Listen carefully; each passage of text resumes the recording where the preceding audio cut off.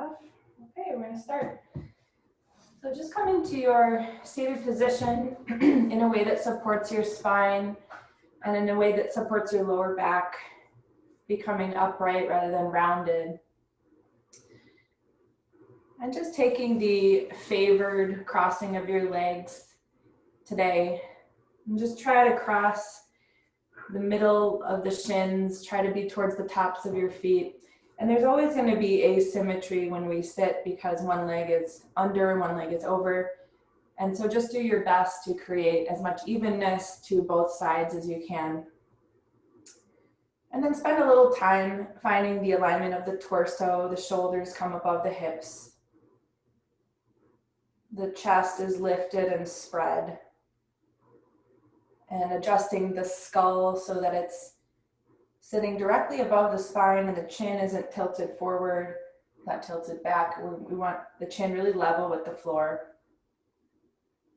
And see if you can maintain a sense of support with your lower half and extension and lightness with the upper half as you fold your hands together in front of your heart and close your eyes. Letting your attention drift down in your body.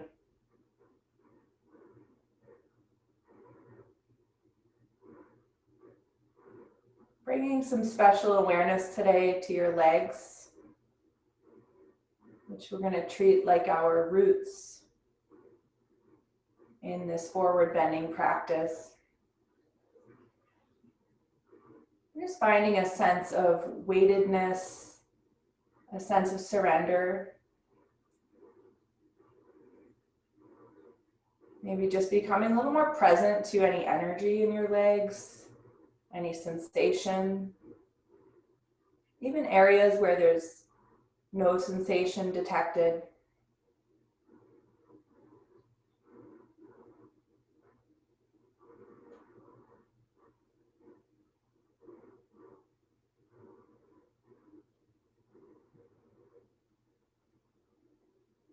Just showing up here with your full attention as a witness, letting that chattering mind come into the back seat of the brain.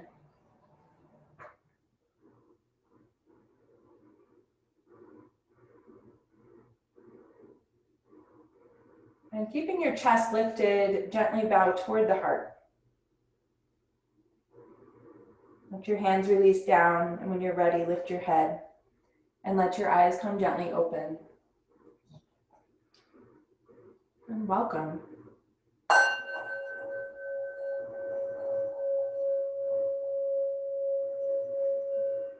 So we're in the first part of a series that's 3 parts, and this is the series called, I decided to call it, These Are the Times We Practice For. And so part 1 is folding into ourselves. It's the forward bending practice. And we really are going to focus a lot on the legs, treating them like roots, kind of what goes on beneath the earth if you think about a plant. So we're going to be pretty passive with the upper body. That'll come next week.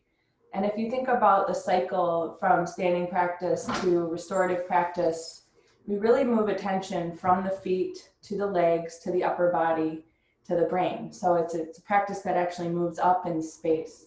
And so we're going to really kind of keep the attention on the roots, which are our legs. So I'm going to start Monday. If you were here, we did more of a standing practice. And today we're going to do a reclining and seated practice as a way to kind of address the lower body and the legs and do a forward bending series.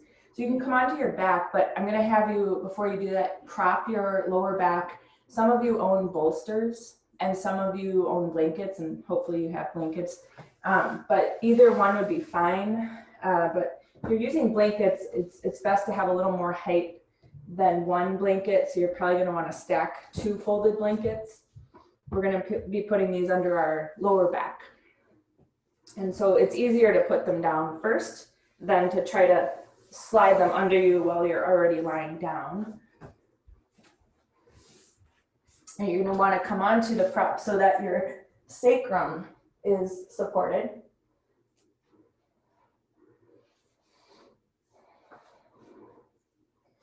And we're gonna start off with reclining child's pose, Supta or Adho Mukha Virasana. So reclining forward facing hero, which is the child's pose Sanskrit name. So once you're here, looks like everybody's almost there. You can draw your legs in one at a time and just like gravity, take hold and kind of drop the thighs toward the chest. And for a little bit more of a security, you can stretch the arms overhead, either bent elbows, or if you're able to, fully extend your arms. But keep your chin kind of snuggled into the chest, or even more specifically, the little divot between the collarbones.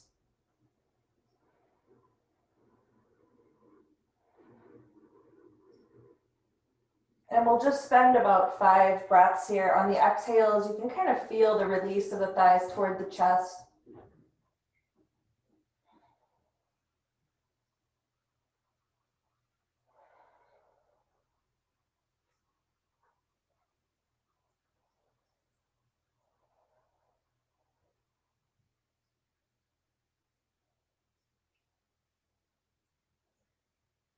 You can kind of treat this practice as you would a restorative practice. We're really ultimately cumulatively quieting the brain.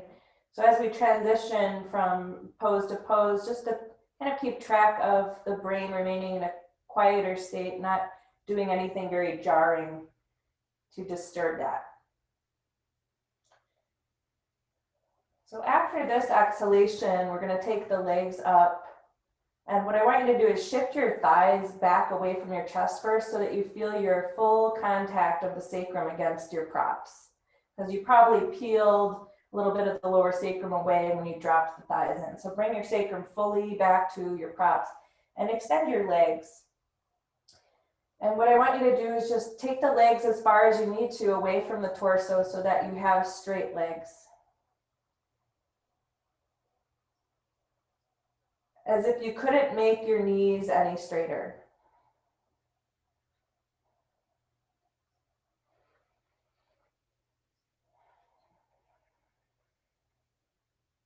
And now keeping the legs straight, bring the legs any amount closer to your body that you can without peeling the lower sacrum from the props. So let those be kind of your main objectives. The legs remaining straight and the sacrum remaining anchored to the props.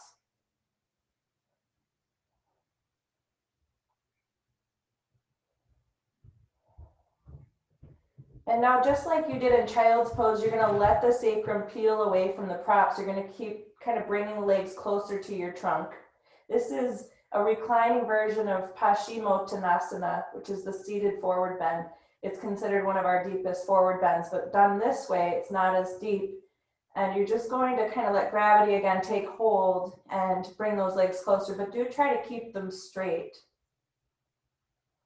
And again, you might have peeled a little bit of that lower sacrum away from the props. That's okay. And every time you exhale, just kind of allow that surrendering that wants to take place. Let that occur. Let the thighs move closer to your chest. Keep your chin tucked toward your chest.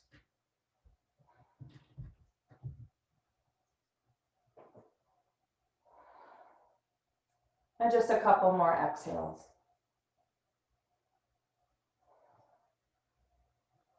Just kind of imagine you're in an inverted version of downward dog.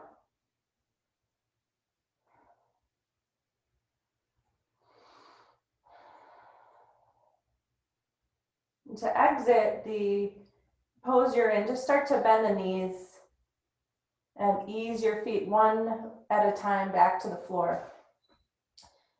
And now you're going to shift toward your head side to lower your hips and sacrum down so they're not elevated, but we're going to try to leave the feet on the props. So just kind of wiggle your way towards your head side. I'm trying to stay on camera here, but my head might move off camera, but you don't really need to see my head. Your feet are propped and you're in bound angle pose, and you might find you're resistant to this, which will defeat the purpose. So you might grab some props to support your legs, your blocks, additional blankets, whatever it is that gives your legs a sense of being cradled or held. And you can unfold the arms. We're going to start to tap into the groins a little bit. And this is a pretty passive way to begin. So just allow gravity to come onto your legs as it is. And rather than resisting that, see if you can start to kind of allow the roots of the upper inner thighs to release, allow the hips to unclamp or unclench. And see if you can keep your lower back broad. In this pose, there's a tendency when we take the legs out wide for the lower back to shrink laterally. So find a way to kind of spread the abdomen toward the lower back and bring that kind of sense of broadness back to the lower back.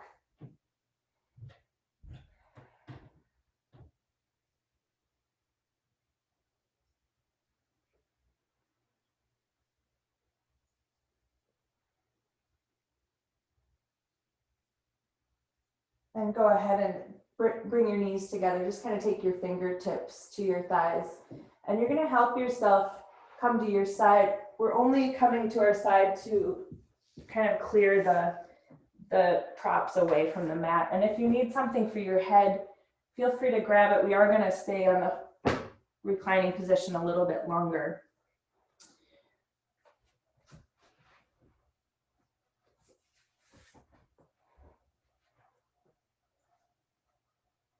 You always want to support your head if you feel like your chin is kind of really high, your forehead's tilted back. This is a shortened neck position. It's not ideal. So we're trying to keep the back of the neck really long. And using a blanket to do that is always a good idea. So we're going to start with Happy Baby to keep working on these groins and hips, kind of keep loosening in that area. So again, pick the feet up one by one. And then reach between your legs and see if you can grab your big toes. And if that's not happening, you can always grab your shins. The big toe hold is 2 fingers and your thumbs on each big toe. It's kind of wrapping the big toe. And you're going to find that the knees are going to want to go really wide here. And for this kind of version of Happy Baby, that's fine. So you're going to start to rock gently from side to side. And you're going to go so far as to touch one knee to the floor. So that's kind of going to be your yardstick for this little movement pattern. So you're rolling from side to side on your lower back. And eventually, if you can believe it, one day, someday, you'll get both knees down at the same time. So just keep playing with this little rocking motion. And sometimes the act of re-entry is a really nice approach to softening in the body. Rather than sustaining a stretch, to enter and leave the stretch kind of in a rhythmic way can be a nice way to address tension patterns in the body. Just be playful.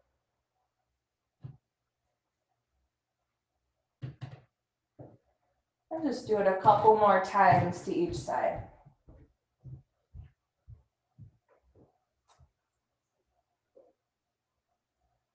And next time you touch a knee down, you can just come back to center and you're going to still hold your big toes or your shins, but we're going to come into frog pose. So you're going to pull back on those toes or shins until you see that your shins are vertically aligned in space. And then you're just going to kind of hang the weight of the arms. You don't have to actively tug. You can if you need a little bit more going on to keep the brain interested. But otherwise, you could just hang and imagine the tops of your thighs one day, someday touching the floor. Your knees are not as wide open as they could be. So you're doing a little bit of that clamping action, which will show up later in one of our seated poses, Marichyasana.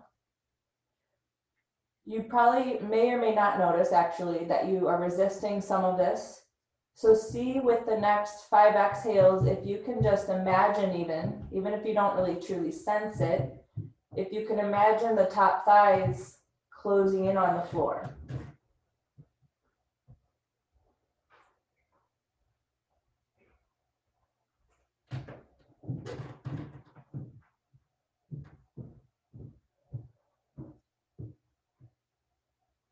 Beautiful. And now let your heels start to move back toward each other. And you're gonna, forget how I did this earlier. Yeah, you're gonna keep your knees wide and grab your shins with your hands right below the knees. And we're gonna take a modified version of reclining Upavishta Konasana. So the wide kind of forward bend position. So holding your shins, you're just letting the legs fall open. And this is a lot less straining than it would be if we had our legs fully extended. So just kind of feel this more passive version. And oftentimes, if the full version of a pose is too extreme for us, the body resists, we don't get anywhere, we can get farther with a modified version. So just spend the next 5 breaths lengthening from the roots of your thighs all the way out through the inner knees and beyond. Feeling your hips starting to break open. Sometimes it feels like they're slowly creaking open. And soften your abdomen, which is always a way that we can kind of become more relaxed in our postures.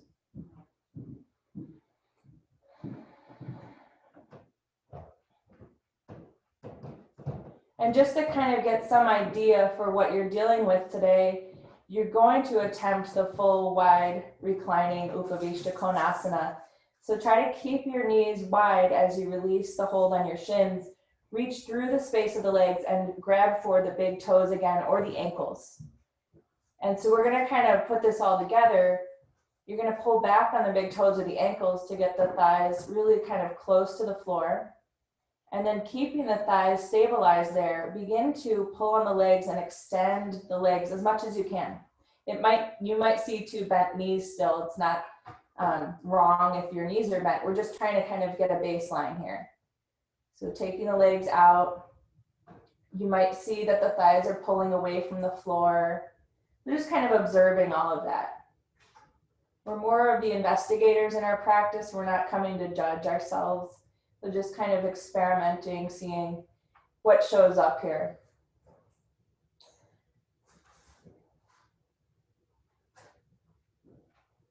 And then go ahead and soften the knees again. Start to kind of rewind those steps. And now you're going to come into reclining child's pose without that sacral support. So join the knees. You can kind of hug the shins with your hands, or some people prefer behind the thighs. And then bind the hands if that makes it easier for you. And just, excuse me, stay for a few moments with your chin tucked into your chest. Envision your spine one single curve, brainstem to tailbone.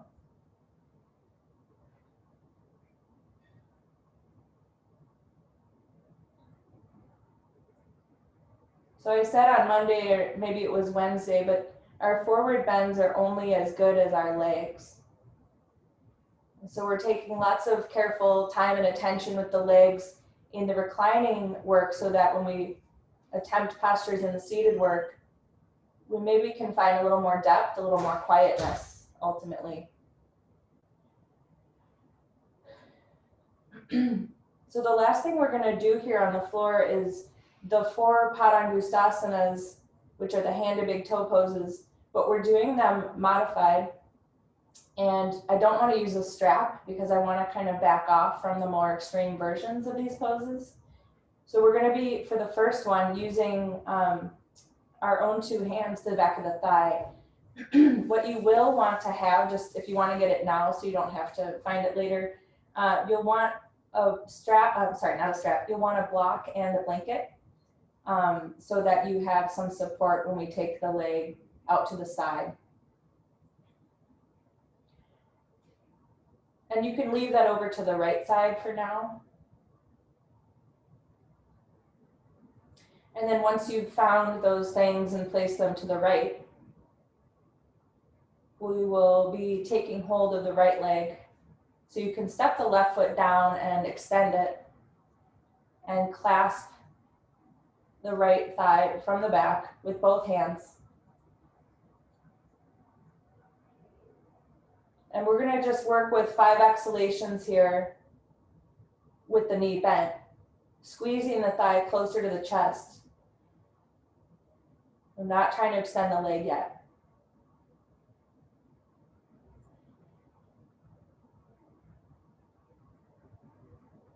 We had a hard frost last night. It's kind of timely with this class. I feel like the work on the legs is really about the fallow kind of side of the practice, what goes on underneath the ground eventually.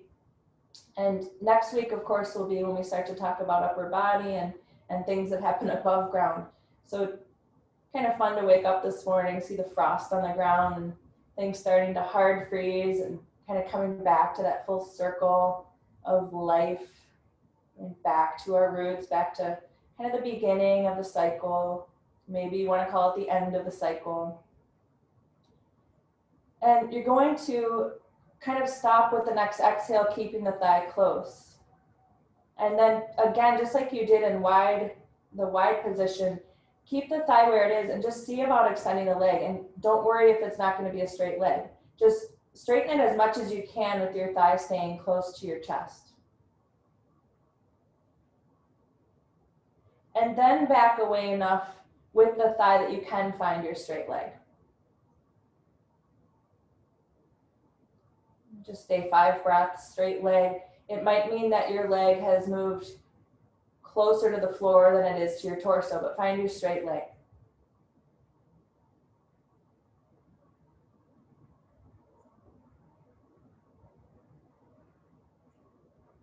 Go ahead and bend the knee.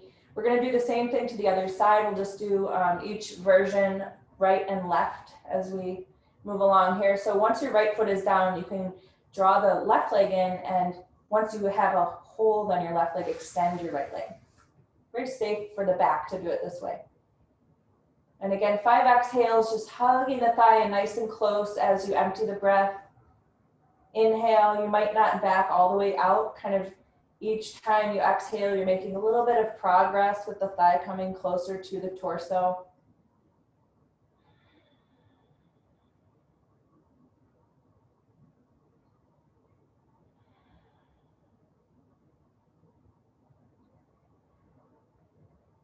And with the next exhalation, just kind of keep the thigh close and now begin to extend the leg.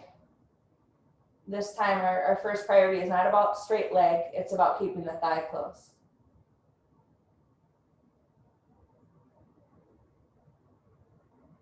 Once you've kind of done that, then you're going to let the thigh pull away from the chest so you can find your straight leg, and just be there for a few deep breaths.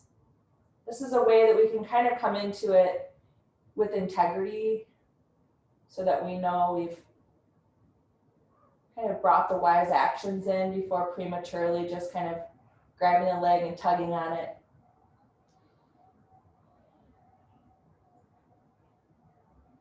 And it's as if your knee could not be any straighter. So again, that might mean the leg is closer to the floor than it is to your torso.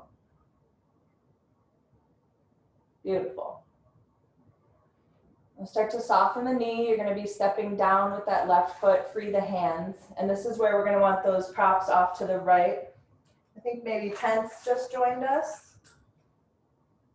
Welcome. And we're going to be taking the leg out to the right now, and we're going to go back to the right leg, but I'm going to have you come in with the bent knee. So go ahead and clasp your right shin or right thigh. Again, it's personal preference where you grab. Extend your left leg. And because we've already done this once, we don't need to take as much time now. You're just going to take a couple exhales, bringing the thigh in as close as it will come. And maybe on that second exhale, keep it there. Keep holding with your right hand. You can extend your left arm sideways, kind of perpendicular from the trunk, so you have some anchoring going on there. And you have to be really honest here. You have to really observe your left side body. Take the right leg as far as you can to the right, but without tilting your weight to the right. So there is going to be a definite stopping point there. And that's where I want you to build up that propping underneath your thigh, your hip, your knee, wherever it belongs, whatever works with your props in your body, so that you have a cradle. And of course, my props are not where I need them to be, but I'm going to place them there.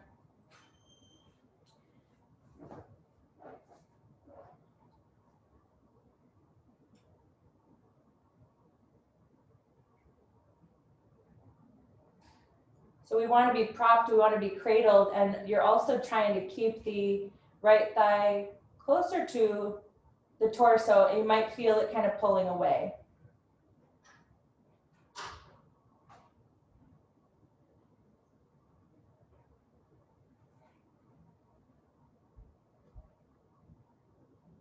And now grab hold from behind the inner kind of upper right knee and just see about extending the leg. And you might notice that thigh pulling away. But you're going to find your straight leg. You're going to keep restoring weight to your left side body.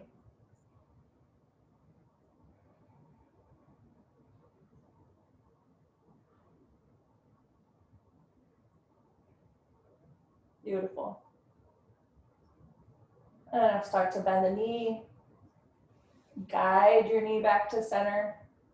Step the right foot down. You can transfer your blocks, props, whatever you're using to support that left leg. You can transfer it now to the left side. And then carefully grabbing hold of left shin or left thigh, you can straighten right leg. And just spend 2 breaths, maybe bringing your thigh in nice and close. And at the very top or bottom of that next exhale, keep the thigh where you've brought it, as close as you've brought it. Extend your right arm and start to guide the knee out to the side. But remember, we're really trying to make it our priority to keep the sacrum really evenly weighted. So if you uprooted your right sacrum, bring your leg back a little bit until you feel the balanced sacrum, and then prop the left knee. And this is a great one for a bolster if you own a bolster, because it's a really good amount of height and cushion. Sometimes the block isn't as accommodating because it's edgy and kind of flat. So the bolster makes a nice prop here if you have one. And now you're going to kind of grab the inner left knee for a handle and keep your thigh close and just see about extending the leg. And fortunately, I have this wall there, and it's the perfect prop because I can keep the right amount of weight to my right side. But if you don't have the prop, just make the prop of a wall. Just make sure you have something happening to the outer left hip, thigh, knee, wherever it belongs to keep you feeling supported.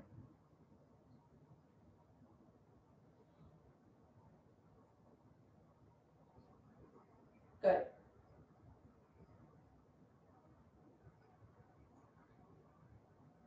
All right.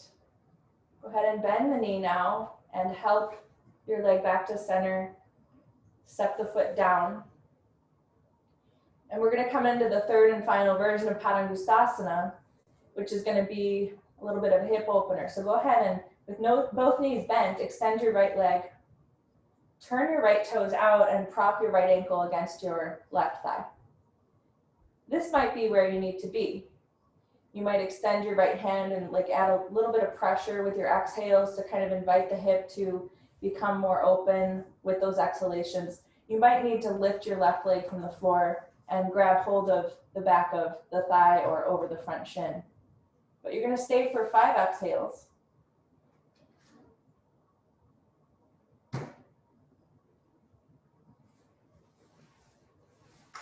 We're looking at the mid shin lining up with the breastbone.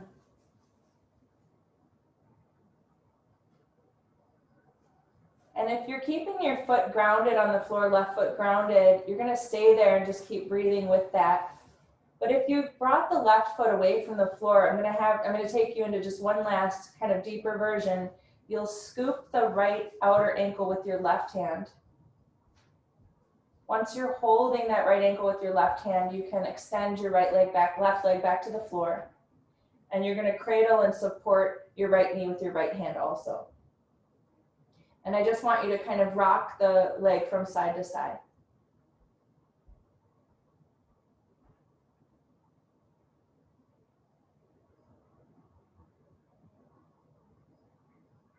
Beautiful. And now everybody's going to step that left foot back onto the floor if you don't have it there, and extend your right leg straight overhead. Make sure the knee is feeling comfortable and neutral. We don't want any wear and tear, strain on the knee after that little hip opener. Go ahead and step down with the right foot. Once you've done that, extend your left leg above. Turn the toes out to invite the external hip rotation. Prop the left ankle to the right thigh. You might have a different need on this side, so don't just assume that I did this on right side, it's going to be the same on left side. It might be different. So spend a little time with the right foot grounded. And maybe decide to keep it there. Maybe decide you're going to pick up the right foot and either thread the hands behind the thigh or over the shin. Just stay for 5 breaths, sensing into your left hip space. It's oftentimes the hips are not a matched set. I've, for whatever reason, always had a very tight left hip and pretty flexible, open right hip. So just kind of notice the difference.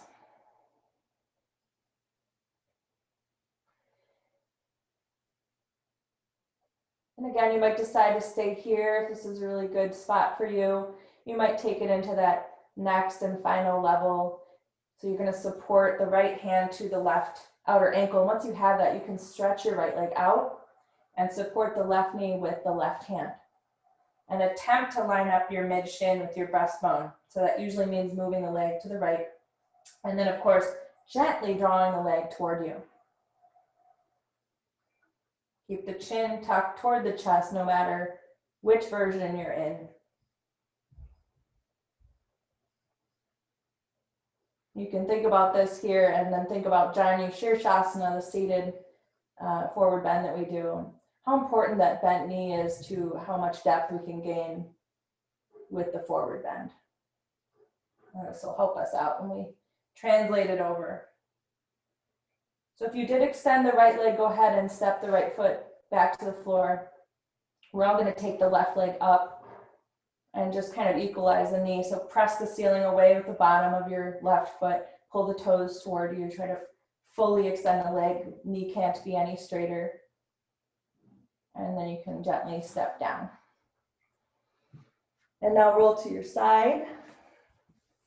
We're going to make our way into our last half of the class, or a little more than halfway through. So we'll see if we can get through the seated work. I actually had a longer reclining practice planned than seated practice, so we should be right on time with things here. So you're going to create just a little bit of a platform for your sitting bones. And really, you might need more height. It depends on your lower back standing upright. If you're rounded in your lower back, give yourself a little more height underneath you so that you can feel your lower back flatten out or even become a little bit concave. We're going to come into Baddha Konasana. So bringing the soles of the feet together. And again, if you're gripping here in the inner thighs, if your hips are resistant or not ready to be here, prop yourself, because otherwise we're just setting up a tension pattern of resistance in the body. We're not going to get anywhere. So your feet should look like an open book. You can even take your thumbs into the arches of the feet and kind of peel the arches apart, and that'll transfer over to the hips and inner thighs. They'll kind of feel that as well, and you'll get a little more open. Okay. And once you've done that, you can grab hold of your ankles or shins and try to get your shoulders back above your hips. You're not tilted forward.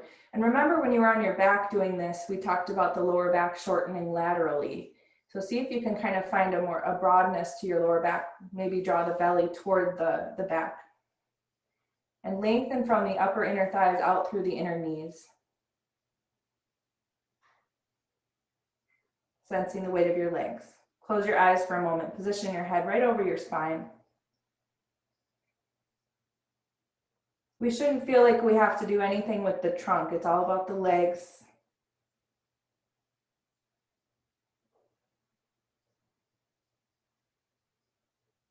Lightly contract your pelvic floor.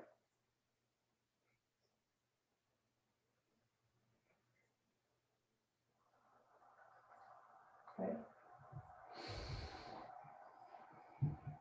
Now we're going to take this to Upavishta Konasana.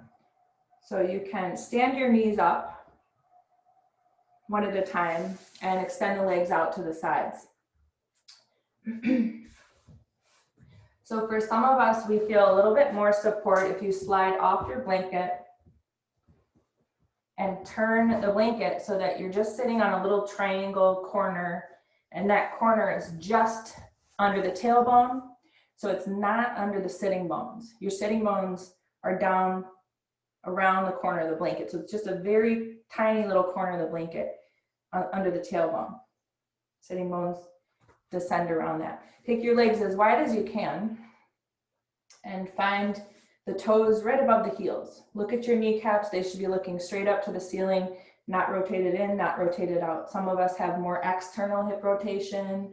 You'll see your toes fanning out. Some of us have more internal. You'll see your toes kind of dropping in. So really aligning yourself to what you need. Take your hands next to your hips. Press into the floor. Move the shoulder blades in.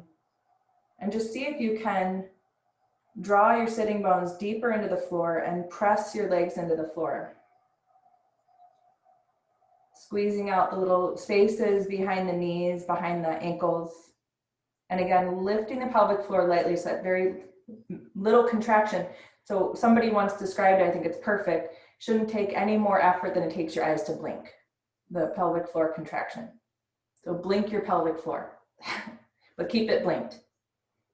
Okay, so sit up nice and tall. Now keeping track of your legs as your roots, you're gonna keep your shoulders back, but bring your hands in front of you. Don't let your legs rotate here. So these legs are really the limiting factor, what we're about to do. Keep your legs just as they are and just start to creep the hands forward. It might be an inch. Try not to lead with your chin. Try not to let your shoulders curl forward. Keep your legs really anchored to the floor. If you don't know what's happening with your head, run your hand to the back of your neck. You can feel the difference when your head is jutting forward than when your neck is in alignment with your spine. There's a difference. So keep your head in line with your spine, shoulders back, legs as anchors. Good. And inhale, sit up. Exhale, let it go. If you need to release, sometimes you get a little crampingness happening in the hips. You can just kind of bring the legs closer. We are going to come back to Upavishta, so if you need a little break from it, you can bring the legs in and just bounce them a little bit. But we're going to be turning sideways, so we want to refresh the legs if they're feeling a little bit fatigued.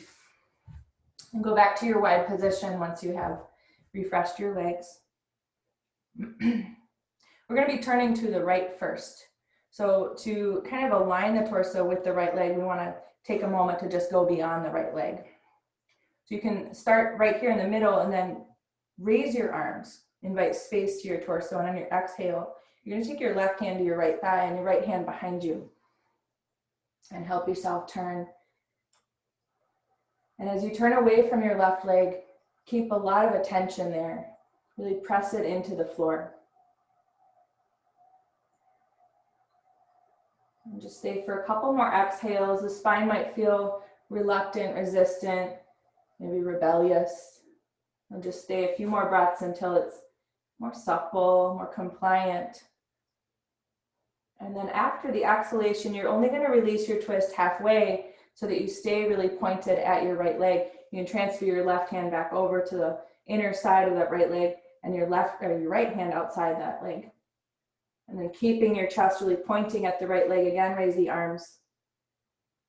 And lengthen forward over the right leg with your arms right outside your ears so they're not showing up in your peripheral vision. Keep really pressing down with your left leg. And now lower your hands just down to the floor, right, kind of under the shoulder line, and bow over your right leg.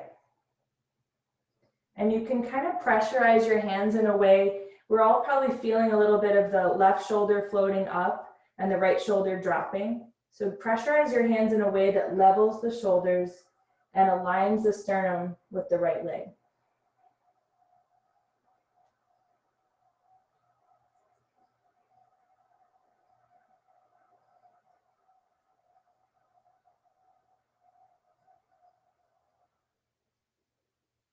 Maybe sensing an opening, a spaciousness coming into your left lower back. Now I want you to stay close to the floor, as close as you are. Don't go any closer, but start to crawl your way to center. So with your hands kind of walking to center. Yep. And then from there, walk the hands in and sit up. And if you need to refresh the legs, again, just kind of close them, make them more narrow, maybe bounce them, maybe rolling pin the legs for the other side. And when you feel refreshed, you can go back to your widest stance. Make sure you're in good alignment with the kneecaps, the toes. You can always move the flesh back out if you feel like it kind of got caught back up under there. And then, good. We're going to be twisting to the left. So raise the arms. On the exhale, that right hand is going outside the left thigh, left hand comes behind you. And as you turn toward the left leg, keep attention in the leg you can't see, really as an anchor. Press it into the floor. Don't worry about your head or your neck. If it's helpful, close your eyes.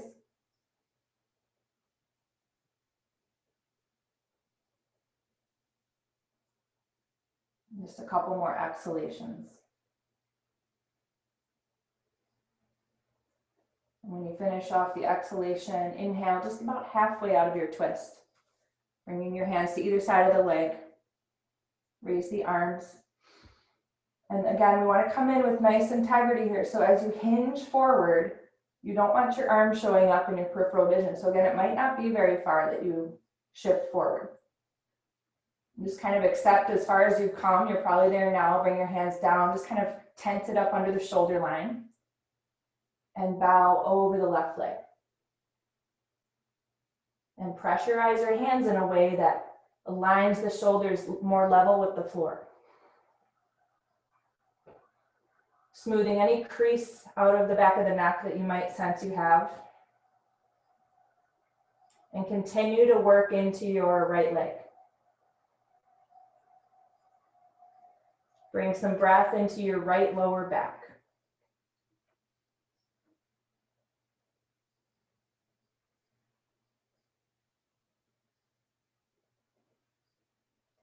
And now keeping it low, start to crawl and creep the hands to the middle space between your legs.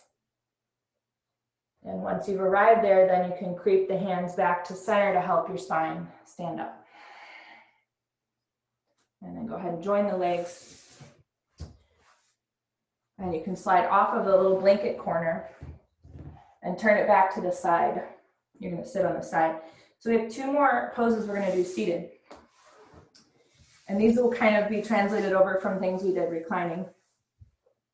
Just like Upavishta that you just did also was something we did reclining. So Marichiasana is next.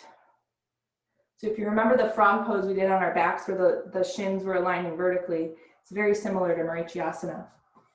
So from Dandasana, sitting as you are now with your legs out in front of you, just take both hands behind your right knee and draw the heel toward the sitting bone. But only bring it in as close as you can maintain an upright lower back. So if you rolled onto your tailbone, shift your right foot forward until you feel your lower back is really upright. Left hand sits next to left hip. Right arm extends up. Good. On an exhale, you're going to reach for the inner left foot. Okay. And now you're going to squeeze your right knee to your right shoulder. So the knee wants to flop out. You're preventing that. You're squeezing it in. So if you can't reach that foot, this is a great time to use the strap. I didn't want to use the strap a lot today, but this is a really good moment to use it in because otherwise we don't have anything to kind of give us support. Yep. So you're going to kind of exploit the turning that's happening right now. You're going to let yourself really fully turn to the left with your chest, but keep squeezing that right knee against your right shoulder. And after an exhale, don't leave the twist completely. Leave it enough that you can point your chest really squarely at your left leg and bring your left hand onto your outer left foot. And again, grab the strap if that's what you're doing. Pull back on your foot or your strap. Bring your chest forward. On an exhale, just bow, facing that left leg. Keep transferring weight back to the inner right foot to keep that knee hugging the shoulder.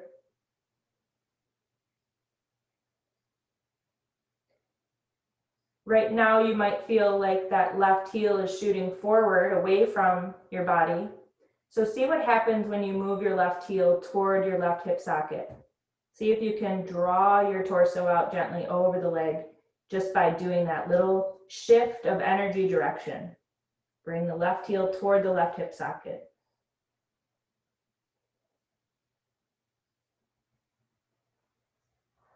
And inhale, look forward, raise the arms, come all the way up. And exhale, lower the arms. And extend the right leg. And feel free to bounce, refresh your legs somehow. Come back to Dandasana just for a moment, and then scooping the left knee and placing the heel so that you have an upright spine. Right hand next to right hip. Inhale, raise the left arm. And exhale, drop the arm inside the left knee, grabbing the foot or strapping the foot. And then turning your chest as broadly to the right as you can, as you keep squeezing that left knee to the left shoulder.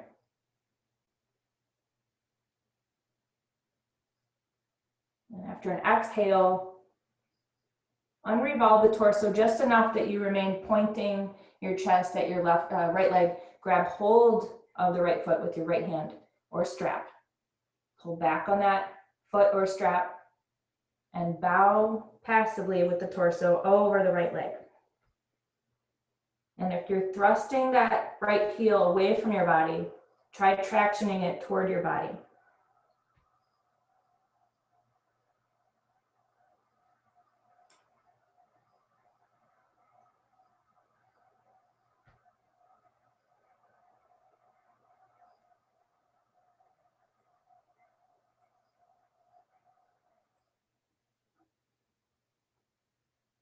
And look forward. With the legs firm against the floor, you should be able to support the kind of lifting away from the forward bend. Lower the arms and extend your leg. Give them a little shake. So lastly, Janu Shirshasana. I'm going to take our 8 fingers, so minus the thumbs, and just kind of roll the cord of the right knee kind of away from the back of the leg toward the front and slide the knee back and see if you can bring it back behind the line of the hip. For some of us, we can't, but we're kind of just trying to get that nice wide open space. You've also kind of effectively moved some flesh out from underneath the knee, which helps us bring the knee toward the floor. But for some of us, including me, you might still see a floating knee. If you have a floating knee, prop your floating knee. And attempt to bring the right heel as close to the right inner thigh as you can. That being said, it might still be some distance, but we're trying to move it that way. Okay. Right, left hand next to left hip. Inhale, raise that right arm, and exhale, right hand to left thigh. Left hand centered up behind you, turning to the left. As you turn away from right leg, bring most of your attention there. Keep reaching from the inner thigh out through the inner knee, drawing that leg outward and down.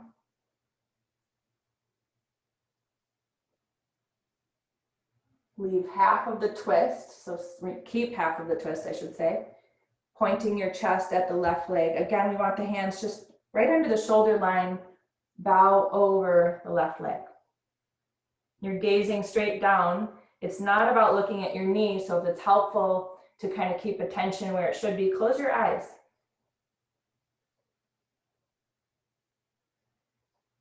Pressurizing your hands so that your shoulders are really level and your chest is really aligning well with that left leg.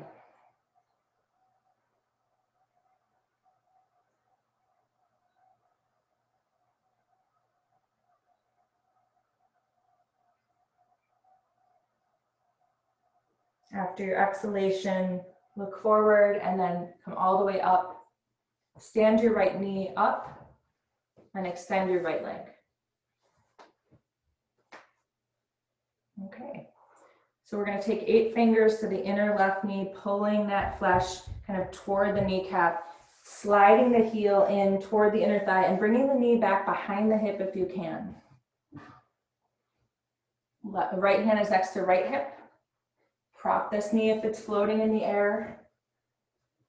Raise the left arm. And on the exhale, left hand to right thigh. Right hand centered behind you, turning well. As you turn away from left leg, keep attention there. Our forward bends are only as good as our leg work, as our roots. We can only become passive in the brain if the legs do the heavy lifting. So after an exhalation, keep some of that twist and turn to just point your chest at the right leg.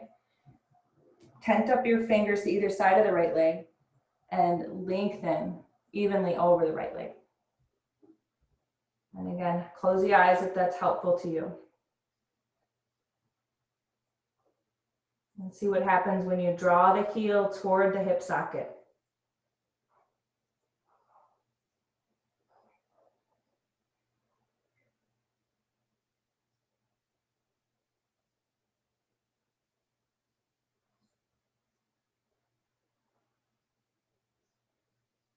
Look forward.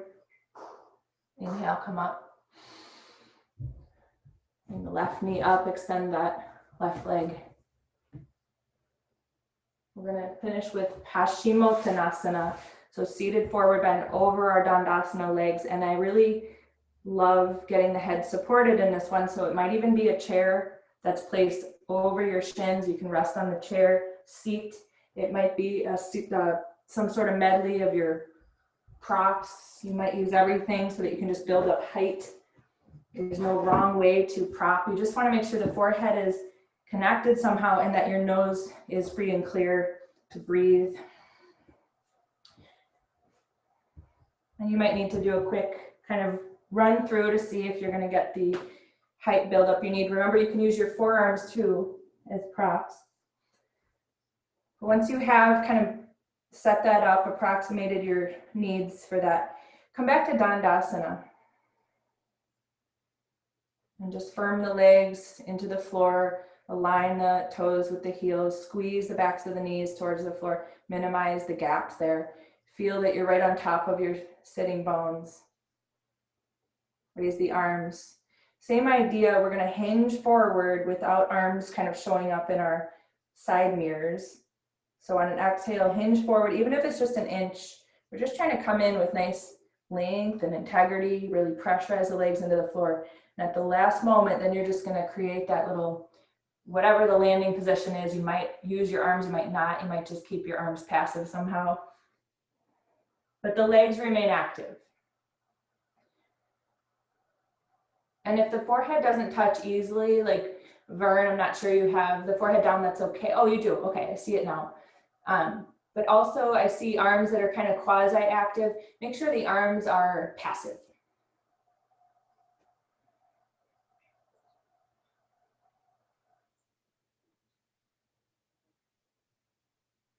We'll be here a full minute from now. So just be with your breath, be with sensation.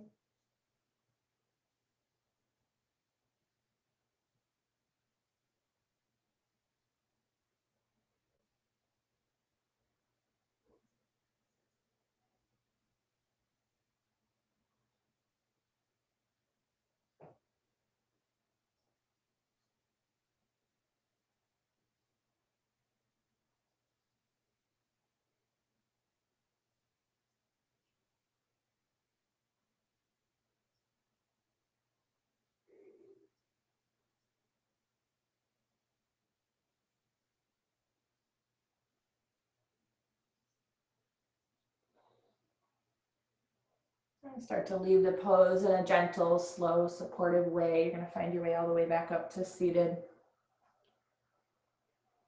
You can move any of the prop setup that you need to, and we're going to start to roll 2 blankets.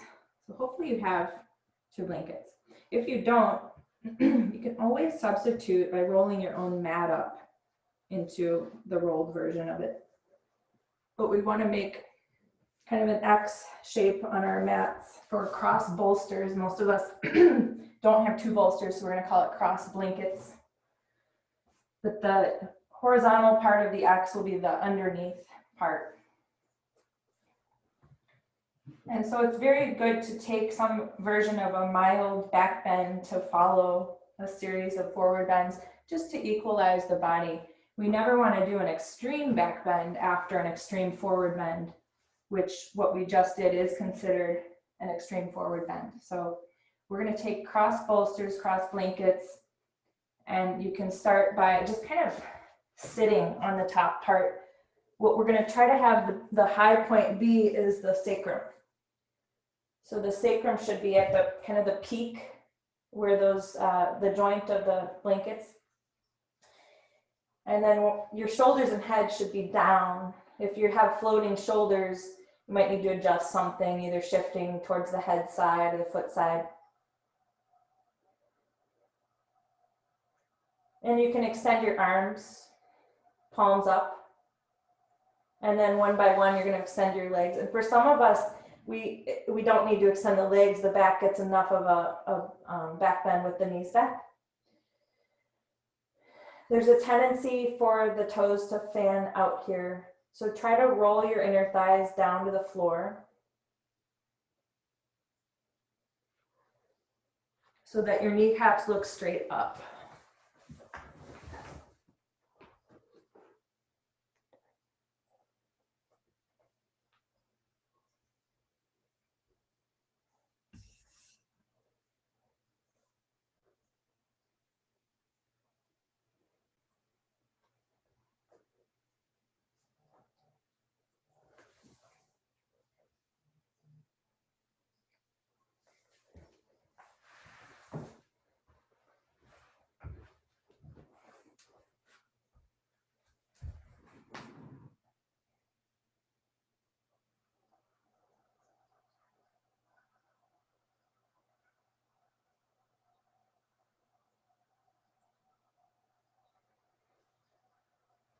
You're going to be transitioning to Shavasana. So if you did extend your legs, begin to bend the knees and slide the soles of the feet to the floor. It might be easier to shift toward your head side to come off this setup. Otherwise, feel free to roll to your side if you don't feel like you're going to go rolling. And then help yourself into your Shavasana, making sure that you have what you need to have complete support under the head, over the body, behind the knees, maybe something over the eyes. Lie down flat. Putting yourself in alignment, remembering this is a pose. It's a pose of zero effort, but it is a pose.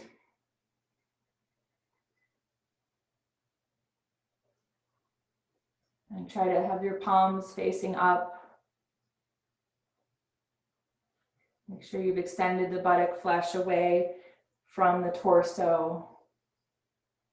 Your feet should be sitting wider than your hips. And now the legs are completely passive. Just letting the toes fall from the big toes toward the small toes. And just imagine the flesh of your legs releasing away from the bones.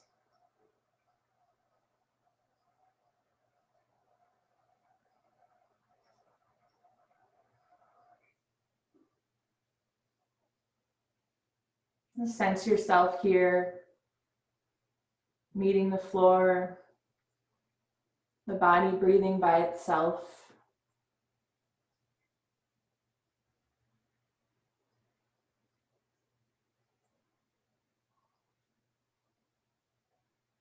We've pulled the tension away from the brain where it likes to collect. So the brain has a sense of quietness now, a sense of spaciousness. We're feeling that bigger sense of ourselves where we're conscious beings.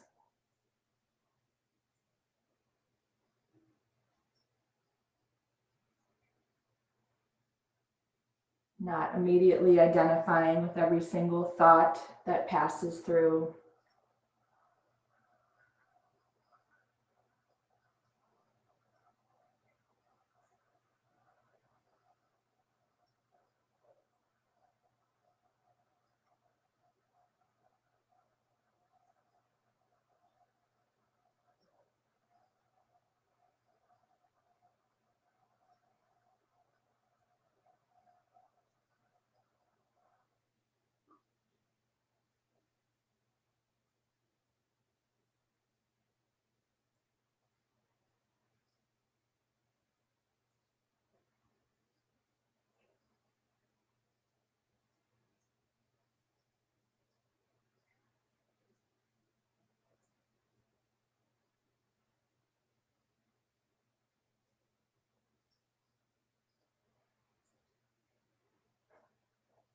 Just take a few deeper breaths without inviting any strain or disturbance.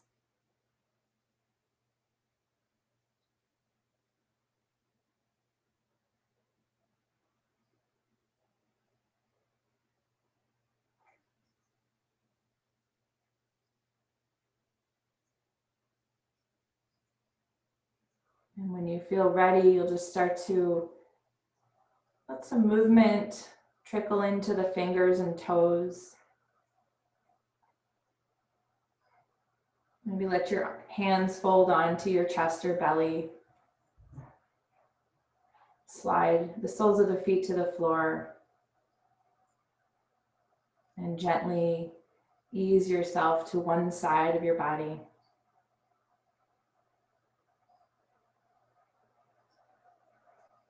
And gently make your way to seated from there, minimizing effort, keeping that sense of quiet that you've cultivated.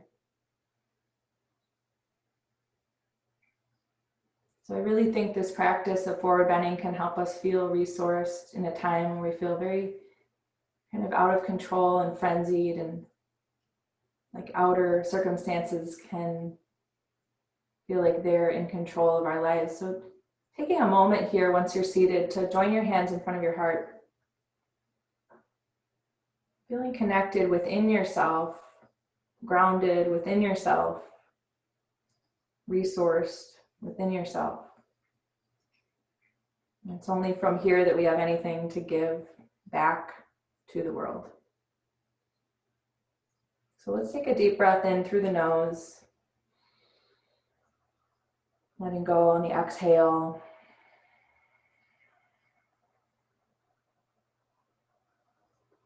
From the place within me that I know to be divine, I honor that place within each of you. Namaste.